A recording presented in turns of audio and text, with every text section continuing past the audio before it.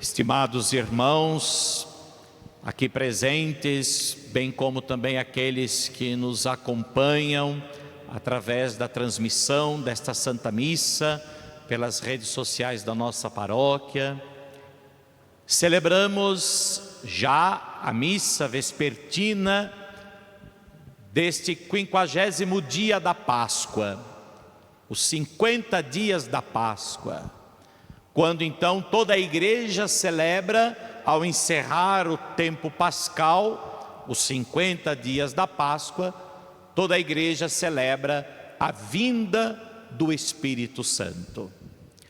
Como Jesus havia prometido aos seus apóstolos, no Evangelho de domingo passado, quando celebrávamos a ascensão do Senhor ao céu, Jesus, ao voltar para junto do Pai, Jesus, antes de retornar ao Pai, promete aos apóstolos o Espírito Santo. Permaneçam na cidade por mais alguns dias, até que seja dado do céu, do alto, seja derramado sobre vós o Espírito Santo que o Pai prometeu e que eu, de junto do Pai, enviarei a vós. O Espírito da verdade, o Espírito defensor, o Paráclito, aquele que vos ensinará tudo, aquele que vos recordará tudo o que eu vos tenho dito. Aliás, a liturgia hoje permite a escolha de um ou outro evangelho. Nós lemos o evangelho que está no folheto, para que vocês possam acompanhar. Mas a liturgia permite escolher um segundo evangelho, que é justamente o evangelho de São João, capítulo 14, e o versículo 26, quando Jesus diz: mas o defensor, o Espírito Santo, que o Pai enviará em meu nome, ele vos ensinará tudo e vos recordará tudo o que eu vos tenho dito. Esta é a ação do Espírito Santo na vida da igreja. O Espírito Santo é aquele que, infundido sobre a igreja, derramado sobre a igreja, faz com que a igreja continue até hoje, pelos séculos dos séculos, ensinando o Evangelho de Jesus Cristo, pregando e ensinando aquilo que Jesus disse. Por isso a igreja católica não pode mudar a sua pregação. Ela pode sim adaptar-se às realidades atuais na maneira de pregar, na maneira de interpretar, mas jamais poderá mudar a doutrina, jamais poderá mudar o Evangelho, pois o Evangelho foi dado por Jesus, foi ensinado por Jesus, e o Espírito Santo é aquele que confirma que aquilo que nós ensinamos na igreja não é uma teoria nossa, mas é o ensinamento do próprio Cristo, que na ação do Espírito Santo continua Ele mesmo, o próprio Cristo continua ensinando a sua igreja. Se nós formos observar essa semana, providencialmente, essa semana saiu uma pesquisa, um censo, um censo que foi feito em 2022, o censo do IBGE, sobre as religiões, e foi divulgado aí nas redes sociais, etc., o resultado desse censo de 2022, e foi divulgado então agora, do número dos católicos, e é claro que eles não poderiam anunciar essa notícia diferente, ao invés de anunciar que alguma religião cresceu, não, começa anunciando assim: foi divulgado o censo de 2022, os católicos são menores, os católicos diminuíram, e as outras igrejas cresceram. Diminuíram, mas ainda são a maioria, né? Ainda estamos lá. Agora não sei o número mundial, né? Ou melhor, nacional do país, quantos nós somos ainda no Brasil, mas é mais de 70%, isso eu sei. Não sei se passa do 80%, mas está na casa dos 70%, né? E outras religiões que cresceram. No entanto, algumas religiões, elas têm maior trânsito, ou seja, como por exemplo os evangélicos, eles têm várias denominações. Então, um está nessa igreja, vai para outra igreja, evangélica mesmo, mas de outra denominação. Os católicos são os que menos têm trânsito, até porque nós não temos várias denominações, nós temos uma só igreja. Quem é católico, né? Mas interessante. E lá também está o censo por cidades, né? Por cidades. Caçapava são 67 e alguma coisa, quase 68% dos católicos, né? Portanto, da cidade de Caçapava, 67, alguma coisa por cento dos caçapavenses são católicos, né? Portanto, ainda temos uma maioria. Mas por que eu estou dizendo isso? Porque muitas vezes se faz isso para nós também católicos, nós bispos, padres, termos a tentação de começar a mudar a doutrina, mudar a pregação, para ver se a gente arrebanha mais gente. Não é isso? Para ver se a gente pode amenizar alguma coisa, para ver se a gente não perde tantos fiéis assim, não é isso? O Papa Bento XVI já tinha dito isso, que nós católicos, a Igreja Católica, não faz proselitismo. O que quer dizer essa palavra? Proselitismo vem dos prosélitos. Os prosélitos eram uma seita, podemos assim dizer, um grupo que eles arrebanhavam pessoas pela pregação e mudavam a pregação. Eles de certa forma trabalhavam na pregação e mudavam de certa forma a ideia a partir da conquista de mais pessoas. Quanto mais pessoas, melhor. Então, quando vai diminuindo a agregação de pessoas, eles vão mudando o discurso, ou vão de certa forma mudando a ideia em si. E o Papa dizia: nós não fazemos proselitismo.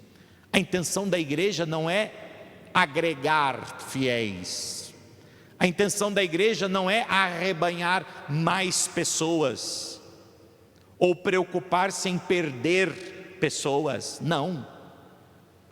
A igreja de Cristo, constituída por Cristo, da qual o Espírito Santo é o seu guia, a igreja procura anunciar, pregar o que Jesus disse, o que Jesus ensinou. E sabemos que se nós de fato formos fiéis ao que Jesus ensinou, nós vamos também encontrar as mesmas rejeições que Jesus encontrou. Nós vamos também encontrar a mesma recusa por parte de alguns, como Jesus também encontrou, porque está no Evangelho. Nós não estamos inventando nada.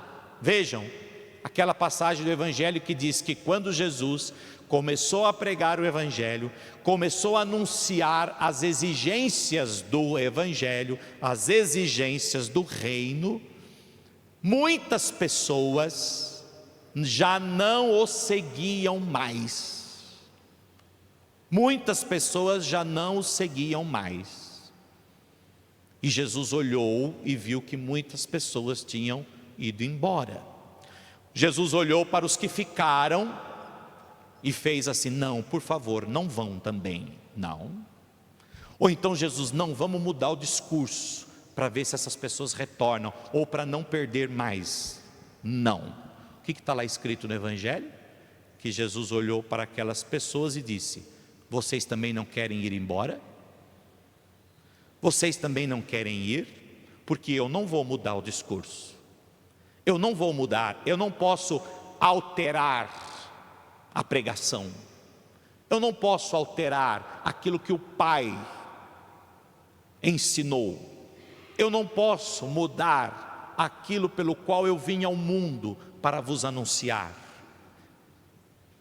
E aí Pedro disse: sim, Senhor, suas palavras são muito duras, quem as pode seguir? Quem as pode compreender? Quem as pode seguir?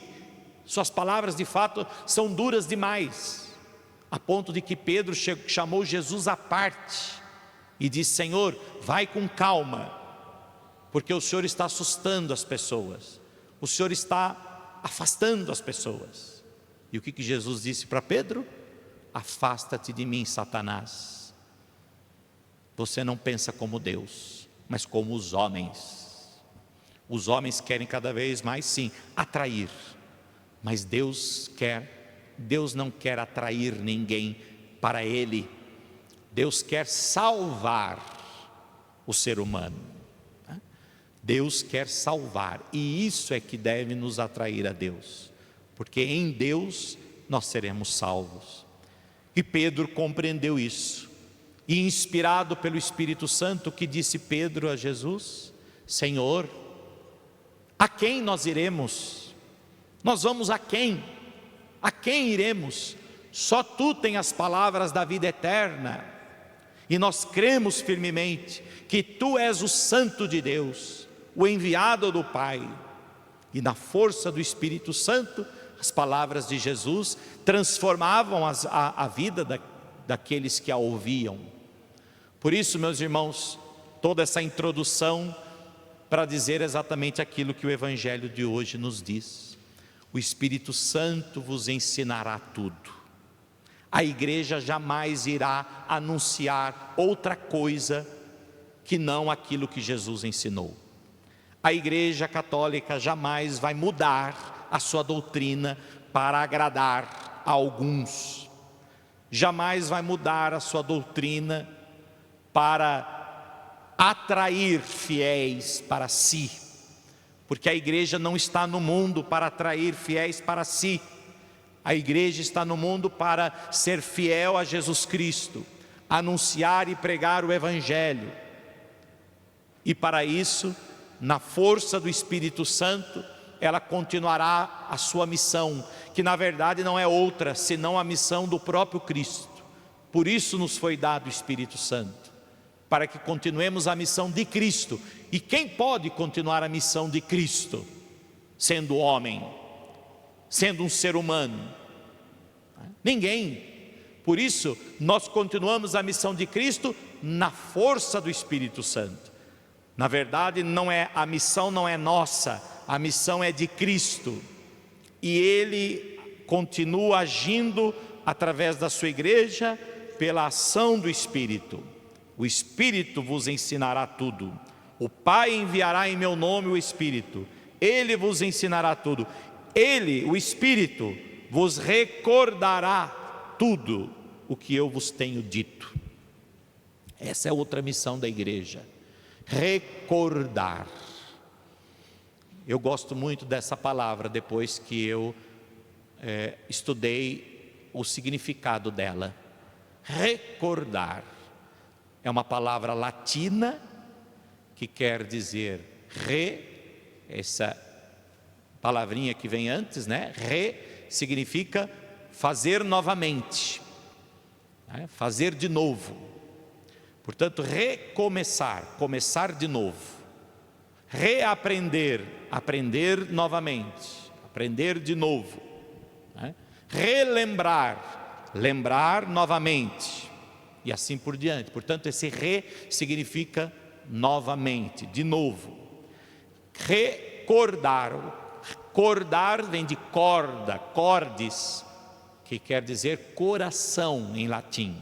Cordis, coração. O que é então recordar? Passar de novo pelo coração, passar novamente pelo coração. O Espírito Santo vos recordará tudo o que eu vos tenho dito. Por isso, as palavras que nós anunciamos são ação do Espírito Santo. As palavras que nós anunciamos são espírito e vida, porque passam pelo coração. Se passam pelo coração, passam pela vida. E quando nós anunciamos o Evangelho, então, a doutrina não é simplesmente um ensinamento teórico, mas são palavras de vida, palavras de salvação. Por isso, quando terminamos o Evangelho, a gente diz palavra da salvação, né? Não palavras, como também quando fazemos as leituras, palavras do Senhor, não, palavra do Senhor, no singular, palavra do Senhor, palavra de salvação, porque tudo aquilo que é anunciado é a palavra, é a voz de Deus, que na força do Espírito Santo nos é anunciado. E essa palavra de salvação é palavra que salva, que cura, que transforma, é palavra de vida, é palavra de salvação. Por quê? Porque o Espírito Santo recorda tudo. O Espírito Santo recorda essas palavras em nós. O Espírito Santo faz com que essas palavras passem novamente pelo nosso coração. Foi isso que o Espírito Santo fez com aqueles discípulos naquela tarde de Pentecostes, naquela manhã de Pentecostes, naquele dia de Pentecostes. O que o Espírito Santo fez, senão fazer passar novamente pelo coração daqueles discípulos tudo que Jesus tinha ensinado, tudo que Jesus tinha dito, porque eles estavam todos com medo de serem também perseguidos como Jesus foi, aquela morte trágica que Jesus sofreu, e eles ali presenciaram tudo aquilo. Não é diferente, humanamente dizendo, é natural que eles estivessem com medo, desanimados, frustrados, perdidos, angustiados, tristes. Todos esses sentimentos estavam no coração dos discípulos, mas quando o Espírito Santo foi derramado sobre eles e fez com que aquelas palavras que Jesus tinha dito, tinha ensinado, entraram pelos seus ouvidos, mas não haviam ainda passado pelo coração.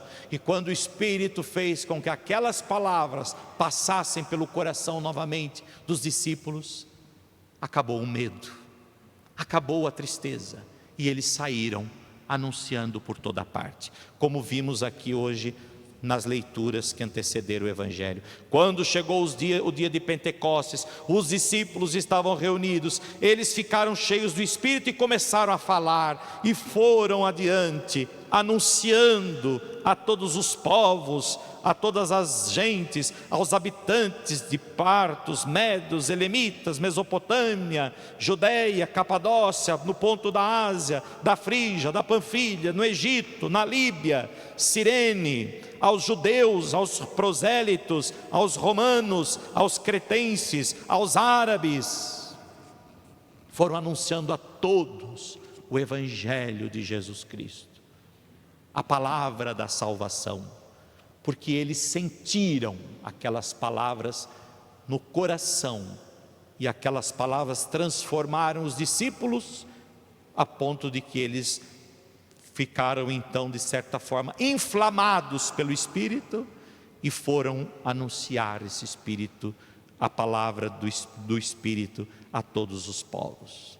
Por isso, meus irmãos, a festa de Pentecostes, nós podemos dizer que é o batismo da igreja, o dia em que a igreja foi batizada. A igreja foi batizada no Espírito, pelo Espírito.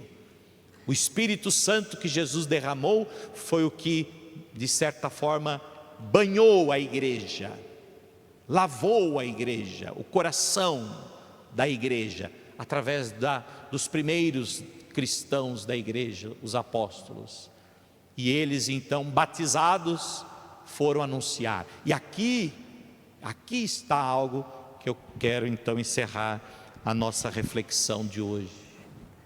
Se diminuiu ou se diminui o número de católicos, de quem é a responsabilidade? Do Papa? Dos bispos? Dos padres? Sim, também. Não porque é o Papa, não porque ele é o bispo, ele é o padre, mas porque ele é como você, porque nós somos batizados. E aqui está a nossa responsabilidade. Todo batizado, todo aquele que recebeu o Espírito Santo, não pode se calar. Todo aquele que recebeu o Espírito Santo precisa anunciar. Por isso fomos batizados, fomos crismados. Todo cristão tem o dever de ser no mundo sinal, testemunha de Cristo. Aí sim o mundo vai se converter. Aí sim nós seremos um só povo, um só rebanho, de um só pastor, quando nós de fato assumirmos o Espírito Santo que foi derramado sobre cada um de nós, e na força do Espírito Santo anunciarmos também o Evangelho de Jesus Cristo. Por isso, permitamos que o Espírito continue ensinando tudo o que Jesus disse. Permitamos que o Espírito Santo passe pelo nosso coração todas as vezes que forem necessárias e as palavras de Jesus nos renove. E possamos ir ao mundo inteiro, como disse o próprio Jesus.